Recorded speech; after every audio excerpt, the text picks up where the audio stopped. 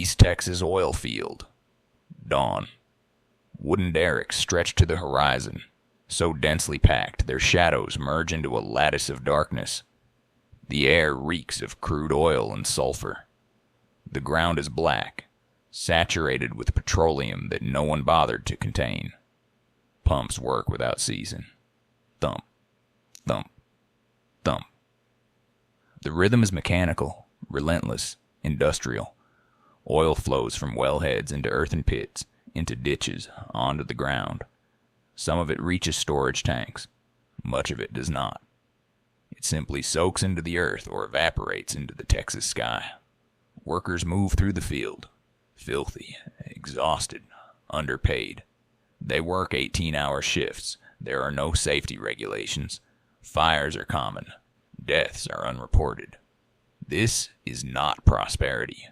This is collapse. In 1930, a wildcatter named Dad Joyner struck oil near Kilgore. Within months, the East Texas field became the largest oil discovery in American history, eventually producing more than 5 billion barrels. But in 1931, it is producing too much. Wells are drilled so close together that their platforms nearly touch. Operators ignore spacing rules, if any rules exist at all. Everyone pumps as fast as possible, afraid that their neighbor will drain the reservoir first. Production exceeds demand by a staggering margin. Storage tanks overflow. Pipelines cannot handle the volume. Refineries shut down because they cannot process it all. And the price of oil collapses. In 1930, crude sold for more than $1 per barrel. By 1931, it has fallen to 10 cents. In some cases, to 3 cents. Oil is worth less than water, less than the barrel that contains it. Producers are losing money with every barrel they pump. But they cannot stop. If they stop pumping, their competitors will drain the shared reservoir beneath their land. The tragedy of the commons, playing out in real time. Desperation spreads. Sabotage. Theft. Violence. Wells are dynamited. Pipelines are cut. Men are shot over contested leases. Texas. Rangers are deployed, but there are too few of them in too many miles of chaos. The oil industry is destroying itself. And no one, not the operators, not the state, not the federal government, seems able to stop it. Then quietly, without fanfare or speeches, an obscure state agency steps in. The Texas Railroad Commission. Within a decade, it will impose order on the chaos. It will stabilize global oil prices. It will become the most powerful regulatory body in the world, and almost no one will know it exists. Texas oil history before regulation was a cycle of discovery, overproduction, collapse, and ruin. The Spindletop discovery in 1901 near Beaumont transformed Texas into an oil state. The Gusher produced 100,000 barrels a day, more than all other American oil fields combined. Within months, thousands of speculators descended on Beaumont. Wells were drilled everywhere. Production soared. Prices collapsed. By 1904, Spindletop was in decline, and Beaumont was littered with abandoned derricks and bankrupt operators. The same pattern repeated across Texas. Ranger, Burke Burnett, Mexia. Each discovery brought a rush of drilling, followed by overproduction, followed by collapse. The problem was structural. Oil pools beneath the earth do not respect property lines. If one operator drills a well, his neighbor must drill too, or risk losing access to the shared reservoir. This created the rule of capture. Whoever could pump the most oil, fastest, owned it. It rewarded recklessness. It punished restraint. It destroyed value for everyone. The East Texas field magnified every existing problem. By 1931, there were more than 10,000 wells in a field that geologists said could sustain perhaps 2,000. Operators bribed local officials, falsified production reports, and ran hot oil, illegally produced crude, under cover of darkness. Pipelines were sabotaged, wells were torched, armed guards patrolled the fields. Shootings were common. The Texas Rangers tried to enforce what few laws existed, but the field was too large, the operators too numerous, and the profits, however diminished, too tempting. And beneath the chaos was a deeper fear: total collapse. If production continued unchecked, the reservoir pressure would drop. The field would be permanently damaged, and billions of barrels of recoverable oil would be lost forever. The federal government had no legal authority to regulate oil production. Mineral rights were a matter of state law. President Herbert Hoover urged voluntary production limits. The oil companies ignored him. The Department of the Interior convened conferences. Nothing changed. Interstate compacts were proposed. They went nowhere. The industry could not regulate itself. The federal government could not intervene. Only the states had the legal power to act. And in Texas, that power rested almost accidentally with the Texas Railroad Commission. The Texas Railroad Commission was created in 1891 to regulate railroads. For decades, railroads had dominated Texas commerce, setting rates, controlling shipping, and wielding enormous political power. Farmers, ranchers, and small businesses were at their mercy. The Railroad Commission was established to limit that power, to set fair rates, prevent monopolies, and ensure railroads served the public interest. It was a progressive reform, quietly bureaucratic. Effective. By the 1910s, the Commission's authority had expanded to include pipelines, which were classified as common carriers like railroads. In 1919, the Texas legislature granted the Commission authority to prevent waste in oil production. The definition of waste was vague. It could mean physical waste, oil spilled or burned. But it could also mean economic waste, overproduction that destroyed value. No one paid much attention. The commission had 3 members, a small staff, and limited funding. It seemed like a technical agency, concerned with paperwork and compliance. But it had legal authority, and in 1931, it decided to use it. In April 1931, the Texas Railroad Commission issued its first proration order, limiting production in the East Texas field. The order was immediately challenged in court. Operators argued that the state had no right to tell them how much oil they could produce from their own land, but the Texas courts upheld the commission's authority. The legal reasoning was straightforward. Oil was a common resource. Unregulated production damaged the reservoir, wasted the resource, and harmed the public interest. The state had the constitutional authority to prevent waste. The courts agreed. The Railroad Commission had the power to set production limits, and it intended to use that power. The commission did not announce its intentions with grand speeches or public declarations. It issued technical orders. It sent inspectors into the fields. It published allocation schedules. The work was dull, procedural, administrative, but the implications were staggering. For the first time in history, a government agency was attempting to control how much oil was produced, well by well, day by day. And it was doing so not to enrich the state, but to stabilize the market. Prorationing was deceptively simple in concept, maddeningly complex in execution. The commission determined the total amount of oil that could be produced statewide without exceeding market demand and causing prices to collapse. That total, the allowable, was then divided among Texas oil fields based on their productive capacity. Within each field, the allowable was subdivided among individual wells based on factors like reservoir pressure, well spacing, and production history. Each operator received a specific allocation. So many barrels per day, no more. If an operator exceeded the allocation, they faced fines, well shutdowns, and criminal prosecution. The system was rigid, technical, and enforceable. The Commission did not rely on voluntary compliance. It deployed inspectors across the state to monitor production. Wells were fitted with meters. Reports were filed daily. When operators cheated, and many did, the Commission responded with force. Governor Ross Sterling, facing open defiance in East Texas, declared martial law in August 1931.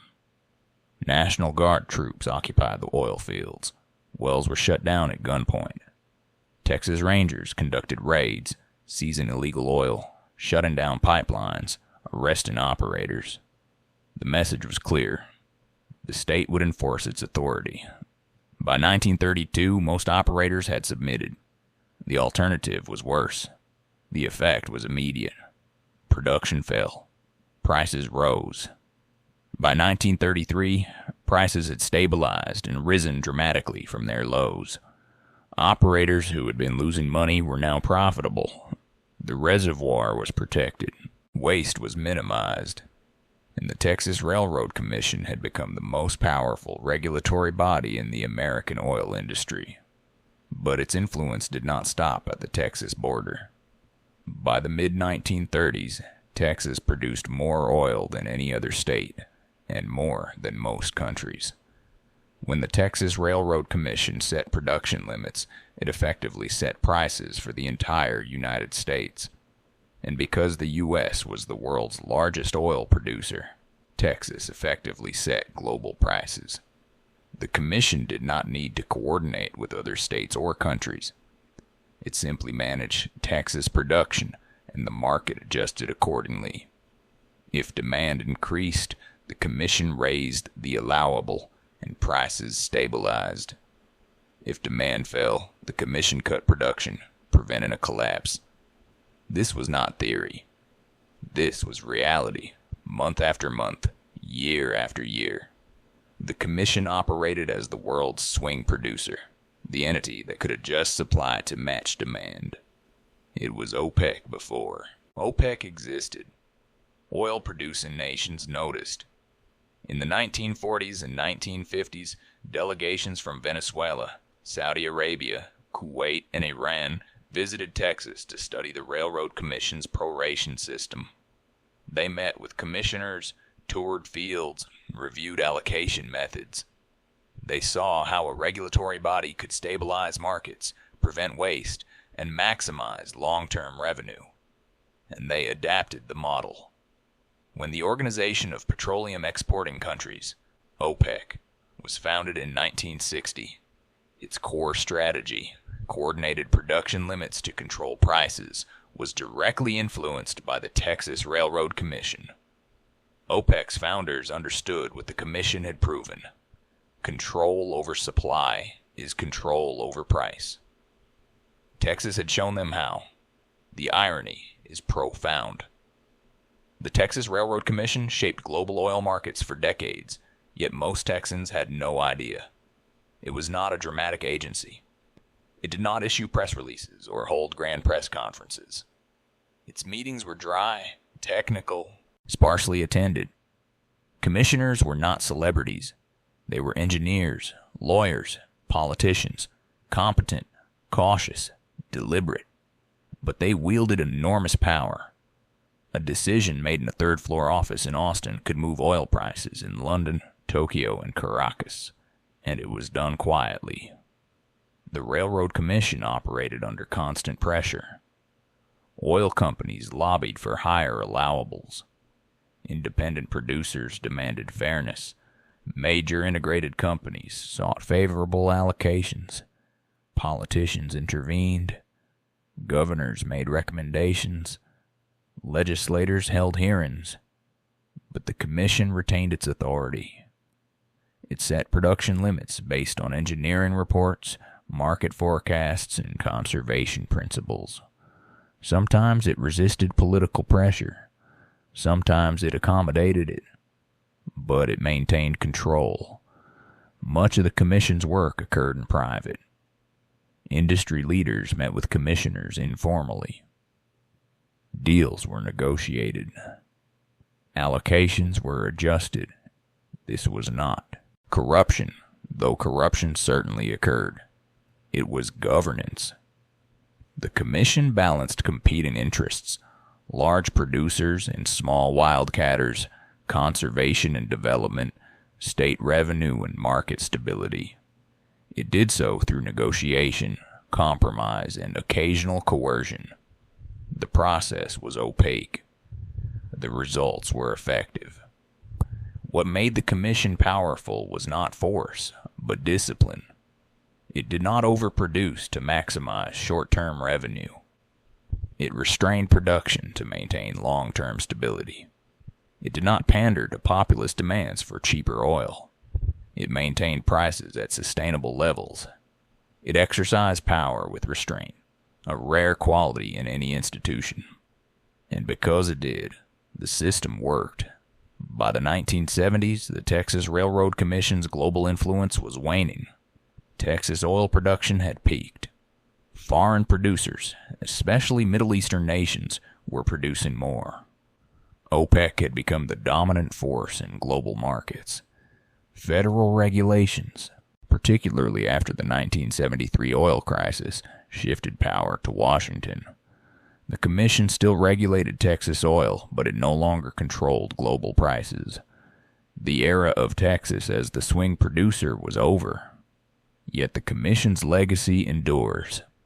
The regulatory framework it created, proration, well spacing, conservation rules, remains the foundation of Texas oil law. The Commission still exists.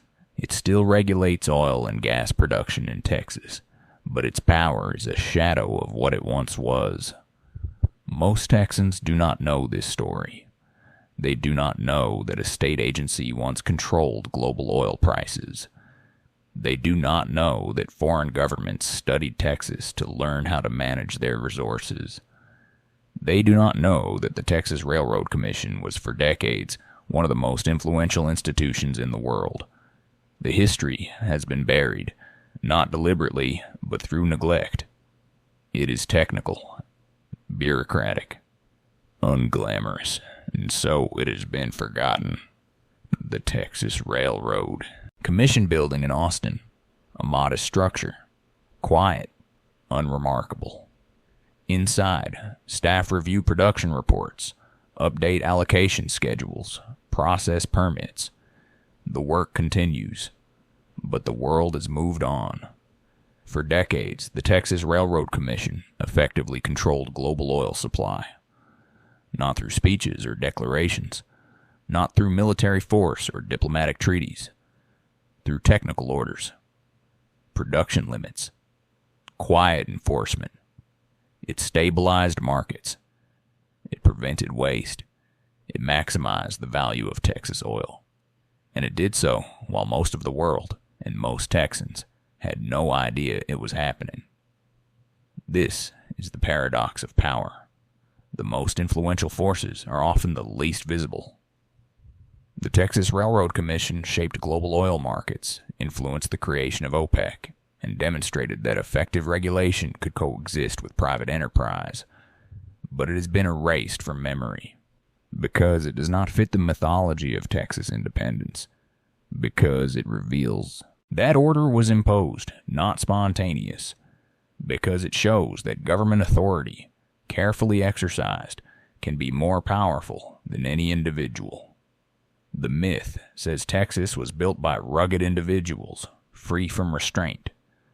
The truth is that Texas oil was saved by regulation, by institutional authority, by quiet, deliberate control. The Railroad Commission proved that chaos does not govern itself, that markets, left unregulated, destroy themselves, and that power, wielded with discipline and restraint, can shape the world without ever raising its voice.